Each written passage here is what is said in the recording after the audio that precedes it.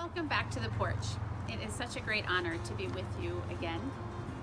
And today we are actually going to be wrapping up all that we have been talking about these past many weeks since Easter Sunday. And because summer is about upon us, we are going to go to a little different format for the summer. We will still see each other here on the porch a bit. You'll also be seeing some other faces to share more with you about what it means to live for and with our great God. You see, you may not realize it, but we are actually in a very historic time period right now. That means that this time that we're in, this virus, will be recorded in history.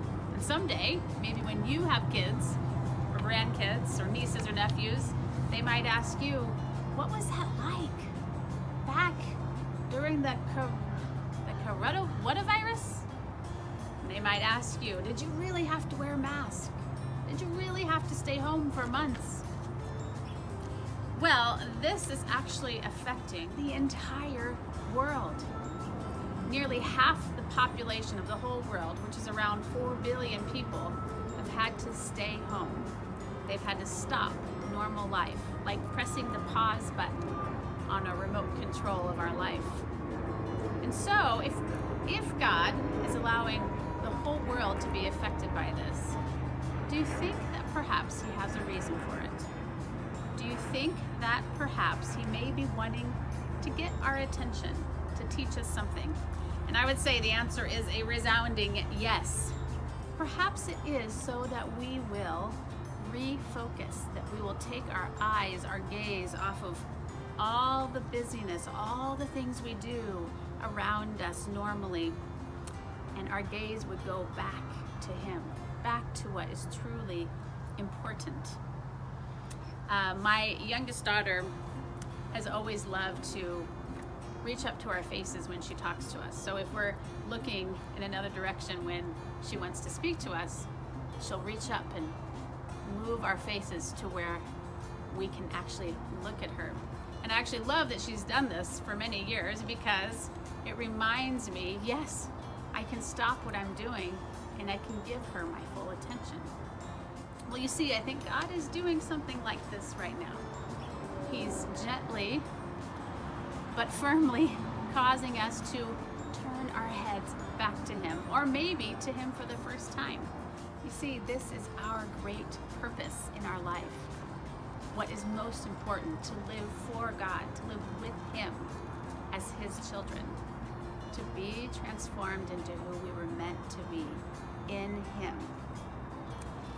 Speaking of things that are transformed into who they were meant to be, I thought you might like to see the releasing of our butterflies. So why don't you come with us through this little clip.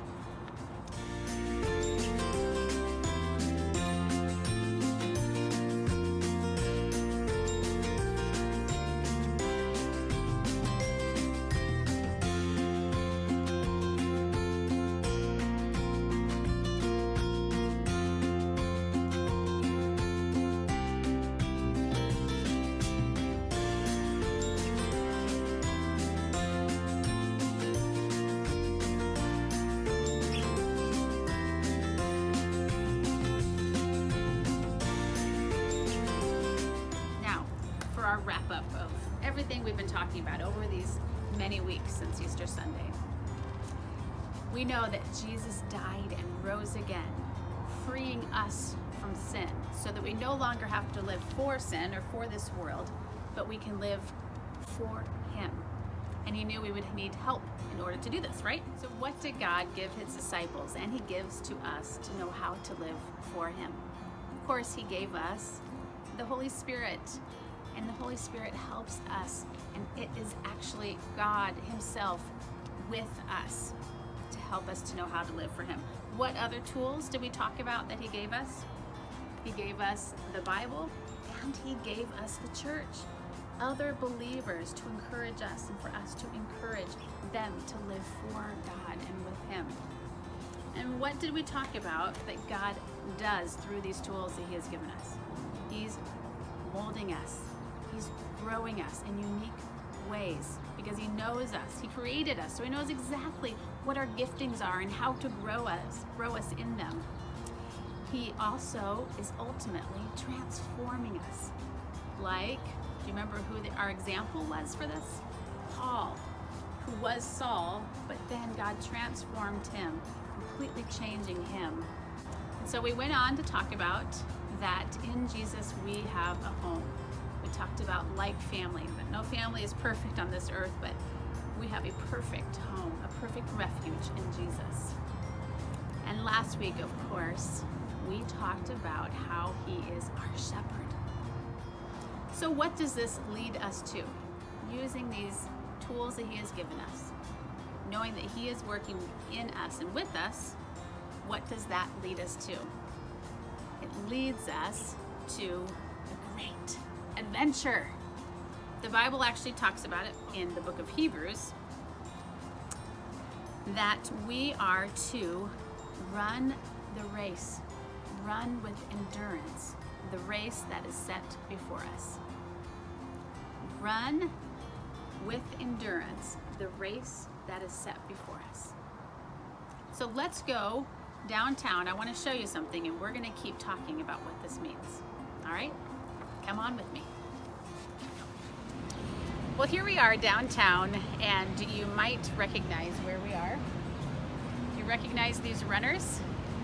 What do these represent or remind us of? Bloomsday. And actually, if you hear the song behind us, it's the song that they usually play across the street from the church during the Bloomsday run. That's very funny.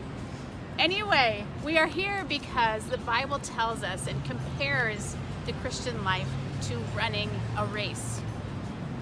Just like Bloomsday is a race. I grew up in a family of runners, and we went to many races growing up, and I was in a few just a while ago. But one of my favorite things about a running race is at the end, there's certain runners that come through the finish line, and they're tired, and they're stumbling over that finish line, and there's sweat dripping down their face, and they are completely weak from all that they have done in that race. Yet, you see on their face a smile. A smile. Why? Why, after working so hard, after being so physically challenged, would they have a smile on their face? Because they finished the race. They made it to the end. They did not give up. They persevered and endured to the end. And this is what God calls us to. He calls us to run this race in our life for him. Do we do it alone? Of course not. In fact, our verse in Hebrews goes on to say, we look to Jesus, the founder and perfecter of our faith, who actually endured the cross so that he might conquer sin and live with us, to run this race with us our whole lives. So you are called to this as well. This isn't just a race like the one we have here in our city. I think this is a race a bit more like these ultra marathons that happen around the world, where there's great mountain peaks, there's deep valleys, there's even unpredictable things that happen, but all along the way, God is with us, and he knows what's coming next. He knows how to lead us on this race, on this great adventure for him. This is the race that you have the honor of being on, and we get to do it together as a church family. So let's head back to the porch and we'll keep talking about this. See you there. So God has called us to run this race, to go on this great adventure with him. And he promises us in his word that he who began a good work in you, he who began this faith, will carry it out to completion. We can be sure of his promises, and we can be certain that he will be with us now and to the very end and for all of eternity. So stay tuned this summer. You will see some new faces, and we will continue to learn and grow together, understanding even better how to live for and with God, and to run with endurance this race that God has set before us. It will be a great adventure. We are here rooting you on. We still miss you. We can't wait to be back together with you again, and we'll see you real soon. Bye for now.